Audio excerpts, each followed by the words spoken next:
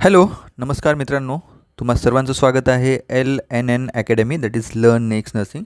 मित्रांनो, यामध्ये बघू शकता नवी मुंबई महानगरपालिकेविषयी आपण ह्या व्हिडिओमध्ये बोलणार आहोत.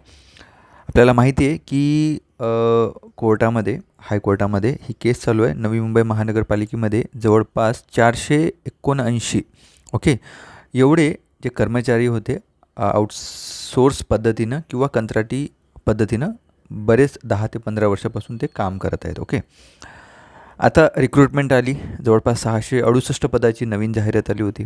ओके, त्या जाहिरातीमध्ये त्यांनासुद्धा एक एज रिलॅक्सेशन देऊन परीक्षा देण्याची मुभा देण्यात आली होती. ओके, बट आता हे जे कॅन्डिडेट आहेत 479 ते कॉन्ट्रॅक्च्युअल पद्धतीनं काम करत आहेत बऱ्याच दिवसापासून. तर मग हे कॅन्डिडेट काय केलेत की कोर्टामध्ये गेले आणि कोर्टामध्ये गेल्यानंतर कोर्टामध्ये बऱ्याच दिवसापासून केस चालू आहे. जवळपास आता वर्ष होईल ह्या केसला. सुरूच आहे ही केस. म्हणजे तारीख पे तारीख आपल्याला मिळत आहे, माहिती आहे सगळ्यांना. तर लास्ट जी हिअरिंग झाली, जे 19 जानेवारी 2026ला जी झालेली होती, त्यामध्ये असं स्पष्टता झाली की जे दोन्ही वकील होते बाजूचे, जसे की नवी मुंबई महानगरपालिकेचे आणि जे याचे शासनाचे जे वकील होते, ओके सॉरी यांचे आपले जे कॅन्डिडेट आहेत 479 कॅन्डिडेट, त्यांचे जे वकील होते त्यांनी त्यांची जी हे झालं म्हणजे त्यांचं बोलणं झालं यावर.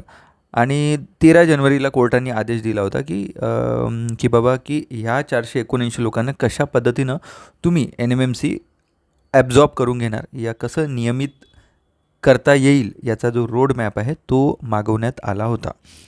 हे एक्सपेक्टेड होतं की 19 जानेवारीला त्यांनी तो रोड मॅप कोर्टाला सांगावं की ह्या पद्धतीनं आम्ही यांना ॲब्झॉर्ब करून घेणार आहे, म्हणजेच नियमित करून घेणार आहोत. ओके, बट अशा पद्धतीचं कुठलंही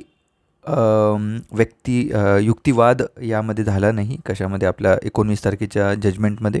ओके, काही माहिती कमी होत्या, रोडमॅप तयार नव्हता. त्यामुळं आता कोर्टाने ही जी डेट आहे ती 27 जानेवारी 2026पर्यंत, म्हणजे पुढच्या एका आठवड्यापर्यंत, एक आठवडा 7 ते 10 दिवसाच्या पुढे त्यांनी डेट दिली आहे.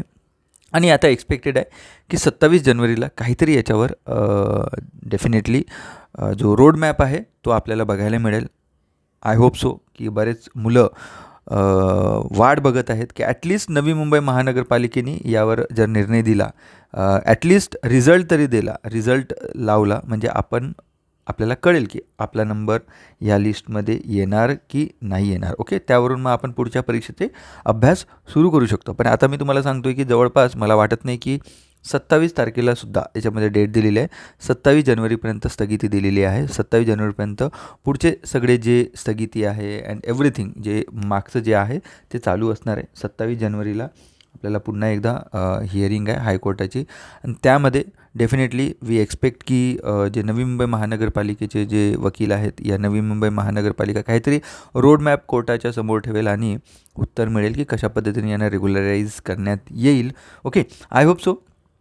बरेच इंजिनिअरिंग असो, नर्सिंगचे असो, पॅरामेडिकल असो, हे सगळे वाट बघत आहेत की लवकरात लवकर आपल्याला जॉईनिंग मिळाली, म्हणजे कसं फायनान्शियल लॉस असो किंवा आपलं एक दडपण आहे गव्हर्नमेंट नोकरीचं, ते कुठेतरी कमी होईल. ओके, चांगले मार्क भेटूनसुद्धा त्यांना कळत नाही आहे की आपण इथे थांबायचं की पुढे काय करायचं, क्या पद्धतीनं. Okay, so I hope so आपण 27 तारखेपर्यंत वाट बघूया. ओके, 27 तारखेला निकाल काहीतरी आपल्याला बघायला मिळू शकतो.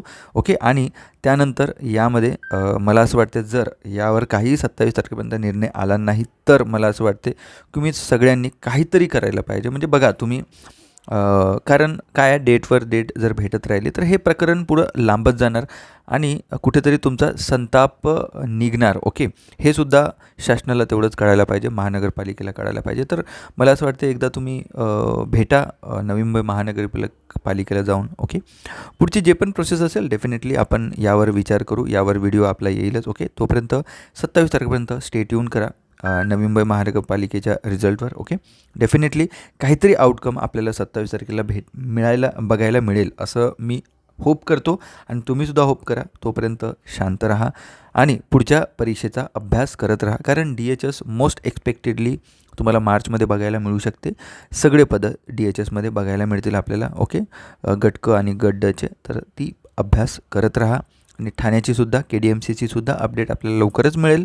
ओके, सो थँक्यू, धन्यवाद, जय हिंद.